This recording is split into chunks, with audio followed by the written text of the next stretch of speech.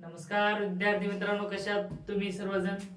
मागच्या व्हिडिओमध्ये आपण रेजिस्टन्स कसं कॅल्क्युलेट करायचं सिरीज मध्ये असेल तर आणि पॅरलल मध्ये असेल तर आपण सगळे घेतलंय आणि ओम्स लॉ काय असतं ते पण शिकवलंय. आणि त्या ओम्स लॉ मध्ये रेजिस्टन्स कसं काढायचं, करंट कसं काढायचं आणि व्होल्टेज कसं काढायचं सगळं सांगितलंय. आता आपण एक सर्किट घेतलंय आणि त्या सर्किट मधून आपल्याला रेजिस्टन्स भी काढता येत असतो, करंट काढता येत असतो आणि व्होल्टेजही काढता येत असतो. जेव्हा दोन क्वांटिटी आपल्याला माहित आहेत तेव्हा तिसरी क्वांटिटी आपल्याला काढता येते. मग ते कसं काढता येईल हे आपण बघणार आहोत.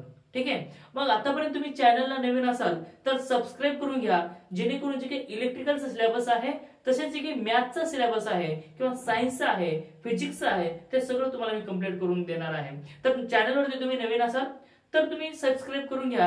आणि मी शिकवत असताना कॉमेडी करून शिकवत असतो, तुम्हाला बोर होऊ देत नाही असं शिकवत असतो. तर तुम्ही कुठे न जाता हे व्हिडिओ तुम्ही कंटिन्यू पर्यंत बघा, तुम्हाला सगळं हे डाऊट क्लिअर असेल. आतापर्यंत मला नाही वाटत की एवढं डिटेल मध्ये कोणी सांगितलं असेल. आता मी एकदम स्लोली एकदम डिटेल मध्ये तुम्हाला समजेल या भाषेमध्ये आणि सोप्या भाषेमध्ये शिकवणार आहे. कुठं जायचं नाही, इथंच राहायचं आणि व्हिडिओ बघायचं. एक सर्किट दिलेली आपल्या या बोर्डावरती तुम्हाला दिसत आहे. काय म्हटलंय बघा, एक सर्किट आहे. या सर्किट मध्ये 4 रेजिस्टन्स दिसत आहेत आणि या 4 रेजिस्टन्स कसे आहेत, काही सिरीज मध्ये आहेत काही पॅरलल मध्ये आहेत. मग ते कसं ओळखायचं, कसं कॅल्क्युलेट करायचं हे मी सांगितलंय, तुम्हाला सांगणार आहे. आणि यानंतर बघा काय क्वेश्चन काय आपलं ते समजून घ्या. कॅल्क्युलेट, आता कॅल्क्युलेट करायचं म्हणजे आपल्याला काय फाइंड आउट करायचंय, काहीतरी काढायचं आहे. काय करायचं आपल्याला फाइंड आउट करायचं आहे. मग काय फाइंड आउट करायचंय बघा, calculate total equivalent resistance of circuit. म्हणजे या सर्किट मध्ये किती रेजिस्टन्स लावलेले आहेत ते आपल्याला फाइंड आउट करायचे. ओके, पण किती आहेत तिथं रेजिस्टन्स, किती 4. किती आहेत 4. मग 4 रेजिस्टन्स आहेत. हे रेजिस्टन्स 4 चे प्रत्येकाची वेगवेगळी व्हॅल्यू आहे आणि ती व्हॅल्यू एकत्र केली तर काय येतो ते एक आहे फाइंड आउट करायचं. आणि त्यानंतर टोटल करंट काढा म्हटलंय. आपल्याला दिलेले काय तर यामध्ये काय दिलंय, व्होल्टेज दिलंय आणि रेजिस्टन्स दिलंय आणि काढायचं काय, करंट काढायचं म्हटलंय. मग करंट जर काढायचं म्हटल्यावर काय आपल्याला काय 3 क्वांटिटी आहेत. काय ओम्स लॉ नुसार जर घेतलं आपण तर 3 क्वांटिटी आहेत. मग त्या 3 क्वांटिटी कोणते कोणते, रेजिस्टन्स आहे, व्होल्टेज आहे आणि करंट. या तिन्हीपैकी 2 जर माहिती असेल तर तिसरा आपल्याला काढता येत असतो. ओके, मग 2 माहिती आहेत का आपल्याला, हो माहिती आहेत. कोणते कोणते, रेजिस्टन्स एक माहिती आहे आणि एक व्होल्टेज. मग हे रेजिस्टन्स कसे का असणार पण माहिती आहे. मग हे रेजिस्टन्स कसे येतं, काही सिरीज मध्ये काही पॅरलल मध्ये जिकडे तिकडे बिखरलेले आहेत, त्याला एकत्र आणायचं आहे आणि एकत्र आणून त्या ठिकाणी काय एकच व्हॅल्यू बनवायची आहे. मग तेव्हा तुम्हाला येत असतो रेजिस्टन्स आणि त्यानंतर व्होल्टेज तर आपल्याला माहिती आहे. मग काढायचं काय आपल्याला, करंट. ओके, मग करंट काढत असताना बघ यामध्ये काय करायचं आहे आपल्याला, करंट काढायचं म्हणजे करंट कसा फ्लो होत असतो रे, पॉझिटिव्ह कडून निगेटिव्ह कडे करंट फ्लो होत असतो. कसा, पॉझिटिव्ह कडून निगेटिव्ह कडे. म्हणजे मोठी दांडी आहे ती पॉझिटिव्ह आहे आणि छोटी दांडी काय आहे, निगेटिव्ह आहे. मग मोठी दांडी बघा असं जाईल, मग इथून झालं काय तुमचा करंट, या करंटला म्हणायचं आय. मग हे करंट इथपर्यंत येईल, इथपर्यंत आल्यानंतर इकडे काही जाईल आणि इकडे काय जाईल म्हणजे काय बिखरून जाईल. मग त्यानंतर अजून दोघं इथे येतील, काय असे येतील आणि असे येतील. मग इथं आल्यानंतर आता काय होतील, हे अजून इथे एकत्र जातील. बरोबर, म्हणजे ज्या ठिकाणी करंट आहे, करंटचं एक आपल्याला माहिती आहे केसीएल आणि केव्हीएल. हे मी शिकवलं नाही पण पुढे शिकवतो मी तुम्हाला काय आहे. Incoming current equal to outgoing current, त्या ठिकाणी मी तुम्हाला सगळं सांगणार आहे. मग ते लवकरच मी शिकवणार आहे. जर हे व्हिडिओ अगोदर बघत असाल तुम्ही तर ते एक वेळेस चॅनलवरती आहे का बघून घ्या, जर असेल तर बघून घ्या म्हणजे तुमचे डाऊट सुद्धा क्लिअर होतील. मग आता आपल्याला याच्यात काढायचे इक्विव्हॅलेंट रेजिस्टन्स. आपण मागच्या व्हिडिओमध्ये सगळं डिटेल मध्ये सांगितलंय, सिरीज असेल आणि पॅरलल असेल तर काय. आता या ठिकाणी बघा सिरीज मध्ये काय आणि पॅरलल मध्ये काय. इथं सगळे कसे आहेत तुम्हाला पॅरलल मध्ये दिसत आहेत. मग पॅरलल मध्ये दिसत असताना आपल्याला सॉल्व्ह करायचं आहे. बघा हे रेजिस्टन्स याच्यासोबत कसे आहेत, पॅरलल मध्ये, हे पण पॅरलल मध्ये आहे. पण हे दोघे सुद्धा पॅरलल मध्ये आहेत. मग कोणाच्या पॅरलल मध्ये आहेत, हे एकमेकांच्या पॅरलल मध्ये आहेत. मग पॅरलल मध्ये असे आहात म्हणून कसं सांगता सर तुम्ही, आम्ही कसं ओळखायचं. मी तुम्हाला सांगितलं होतं ज्या ठिकाणी 3 टर्मिनल एकाच ठिकाणी कनेक्टेड आहेत, 3 टर्मिनल एकाच ठिकाणी कनेक्टेड आहेत किंवा टी पॉइंट बनतोय किंवा 3 पेक्षा जास्त टर्मिनल एका ठिकाणी कनेक्टेड आहेत अशाला म्हणायचं काय पॅरलल. म्हणजे बघा इथं किती आहेत रे टर्मिनल, 1 2 आणि 3. म्हणजे 3 आहेत एकत्र मिळाले आहेत इथं. बरोबर, त्यानंतर 1 2 3, इथं पण 3. मग हे 3 कनेक्टेड आहेत. मग या अशा वेळेस हे दोघं क्षेत्र पॅरलल मध्ये, म्हणजे याचे पण टर्मिनल याला आणि याला तिघाला कनेक्टेड आहे. म्हणजे एक तर पॉइंट जमला, नोड जमला. आणि याचे जर बघायला गेलं तर बघा इकडे 1 आहे मग इकडे एक आलं तिथे एकच आहे, मग त्यानंतर इथे ह्या कंडक्टरशी म्हणजे एकाच कंडक्टरशी काय आहे कनेक्टेड आहे. पण हे जे काही दोन रेजिस्टन्स आहेत हे दोन रेजिस्टन्स ह्यालाही कनेक्टेड आहे यालाही आहे यालाही म्हणजे एकमेकांना कनेक्टेड आहेत. अशा वेळेस दोन्ही कसे आले पॅरलल मध्ये आले बरोबर. म्हणजे तीन कंडक्टर आहेत तर तीन कंडक्टर मध्ये किती जोडले आहेत चार रेजिस्टन्स जोडलेले आहेत. हे एक कंडक्टर दोन कंडक्टर तीन कंडक्टर ओके. मग ह्या तीन कंडक्टर मध्ये तीन रेजिस्टन्स जोडले आणि चौथा कंडक्टर इथे हा मी चार कंडक्टर मध्ये चार रेजिस्टन्स जोडलेले आहेत. अशा वेळेस त्याला झालं पॅरलल. कसं झालं आहे पॅरलल म्हणजे तीन पॉइंट जमतोय म्हणजे सगळे एकमेकांना कसे आहेत पॅरलल मध्ये आहेत. अशा वेळेस काय करायचं माहितीये का या दोघांना सॉल्व्ह करून घ्यायचं अगोदर. कशाला या दोघांना. हे दोघं कसे आहेत पॅरलल आहेत. हे दोघं कसे आहेत पॅरलल. मग पॅरलल मध्ये काय काय आहे इथे लिहायचं रेजिस्टन्स. इथे काय लिहायचं रेजिस्टन्स. आता कोणते कोणते रेजिस्टन्स आहेत रे रेजिस्टन्स 6 and 12 आर कनेक्टेड. काय आहे कनेक्टेड इन पॅरलल. कसे आहेत हे पॅरलल. कोणते कोणते 6 and 12. यावेळेस इथला जो रेजिस्टन्स निघणार आहे तुमचा आर इक्विव्हॅलेंट तो किती येणार आहे बघा. मी तुम्हाला एक शॉर्ट ट्रिक सांगितली होती बरोबर. मग आर इक्विव्हॅलेंट काढायचं कसं ते मागचा व्हिडिओ बघा तुम्ही म्हणजे तुम्हाला समजून जाईल. वरील दोघांचं काय करायचंय गुणाकार आणि खाली काय करायचं दोघांची बेरीज. मग दोन कोण आहेत 6 into 12 डिवाइडेड बाय म्हणजे हे दोनच घ्यायचे कारण हे दोघं का बरं हे दोघे एकमेकांच्या अपोजिट आहेत जवळ आहेत म्हणून आपल्याला हे दोन सॉल्व्ह करता येत असतो. कसे ते जवळ आहेत म्हणून.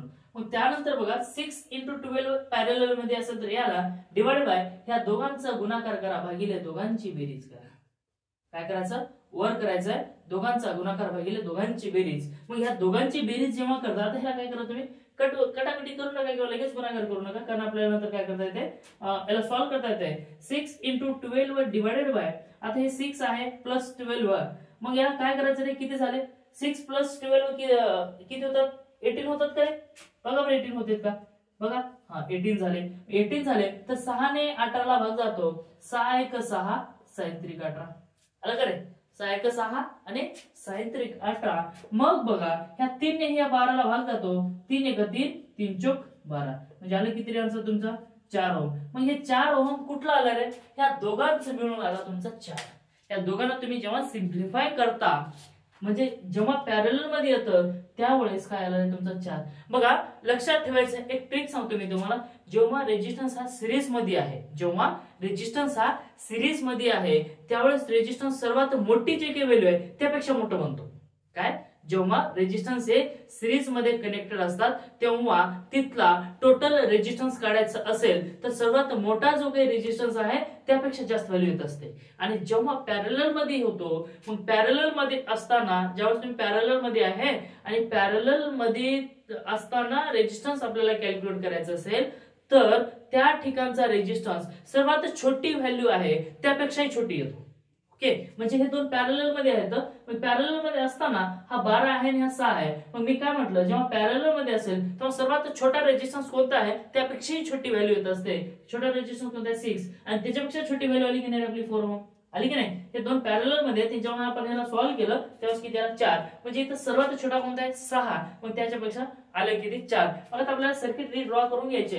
रिड्रॉ जर करून घेतला तर आपल्याला काय आयुष्य आपला सुंदर होऊन जाईल आणि आपल्याला आपले डाऊट काय होईल क्लिअर. 6 ला 6 करा ह्या दोघांचे मिळून एकच करा. ह्या दोघांचे मिळून काय केलं आपण एकच केलं आणि त्यानंतर हे जो काही आहे त्याला तसंच ठेवला डिवाइडेड आणि इथं काय करायचं आपल्याला जो सर्किट आहे तसाच सर्किट आपल्याला ड्रॉ करून घ्यायचा आहे. याच्यातून जाणारा करंट आहे हा आता इथे किती आहे 6 ओम आहे आणि हे जे काही टोटल आलेलं आपलं आर इक्विव्हॅलेंट तो किती आला 4 किती आलाय 4 आणि त्यानंतर हे किती आहे 8 ओम. बघा हे दोघांचे म्हणून एक झाला म्हणजे आपण केवळ सॉल्व्ह करत गेलं तर किती होते 4 होते 4 चे झाले आता 3 अजून याला सॉल्व्ह करायचं 3 ते करायचे किती आपल्याला एकच करायचं आहे. मग एक करायचं असताना आता इथं कसं करणार आहे हे व्होल्टेज तुमचा किती आहे 20 हा पॉझिटिव्ह आणि हे निगेटिव्ह. अशा वेळेस आपल्याला सॉल्व्ह करत असताना when resistance are connected in series then addition each other म्हणजे जेव्हा रेजिस्टन्स हे सिरीज मध्ये येतात आता सिरीज मध्ये आहेत की नाही बघा ह्याचा वार इथं लागला मग रेजिस्टन्स मधून गेला ह्याचा वार ह्याच्याशी कनेक्टेड केला मग त्यानंतर हा रेजिस्टन्स त्यालाच कनेक्टेड केला म्हणजे इकडे तिकडे कुठं कनेक्ट केलं नाही आपण कसं काय सिरीज मध्ये कनेक्टेड केलंय म्हणून हे झाला कसा सिरीज मध्ये एक संपला की लगेच दुसरा तयार एक संपला की लगेच दुसरा तयार बरोबर. एकाच हात एक धरायचा एकाच हात एक असं धरायचा म्हणजे माझा हात तो धरेल त्याचा हात तो धरेल त्याचा हात तो धरेल म्हणजे काय झाला तो सिरीज. पण एकाच हात माझा हा एकच हात आहे माझ्या एकाच हाताला 2-3 जर धरले 2-3 रेजिस्टन्स धरले किंवा 2-3 माणसं धरले तर ते कसे धरले नाही पॅरलल. पण समजा माझा हा हात इकडे आहे, हा एक दुसरी कोणीतरी धरले, ते झाला कसा सिरीज मध्ये, म्हणजे ह्याचे दोन हात, ह्याचे दोन हात आणि ह्याचे दोन हात, ह्याचा हात हा धरला, ह्याचा हात हा धरला, ह्याचा हात हा धरला. ओके, म्हणजे काय झालं ते सिरीज मध्ये झालेलं आहे. मग बघा आता काय करायचं रे या ठिकाणी, जेव्हा रेजिस्टन्स हे सिरीज मध्ये कनेक्टेड असतात त्यावेळेस आपल्याला आर इक्विव्हॅलेंट काढत असताना त्याची करतो आपण बेरीज. आणि यामध्ये शॉर्ट ट्रिक सांगितलं होतं मी, सर्वात मोठा जो काही रेजिस्टन्स आहे त्यापेक्षा मोठी व्हॅल्यू येत असते आर इक्विव्हॅलेंटची. ओके, मग इथं ऍडिशन करा बरं, किती 6 + 4, हा 6 झाला, हा 4 झाला, प्लस आता काय आहे 8, हे 8, 6 + 4 + 8 इक्वल टू आर इक्विव्हॅलेंट येत असतो आपला किती रे, 7 4 10 8 किती 18 ओहम. हे आलं तुमचं काय आर इक्विव्हॅलेंट. मग पहिला झालं का नाही रे आपला, एक निघाला का नाही, R1 निघाला का नाही आपला, म्हणजे आर इक्विव्हॅलेंट आला.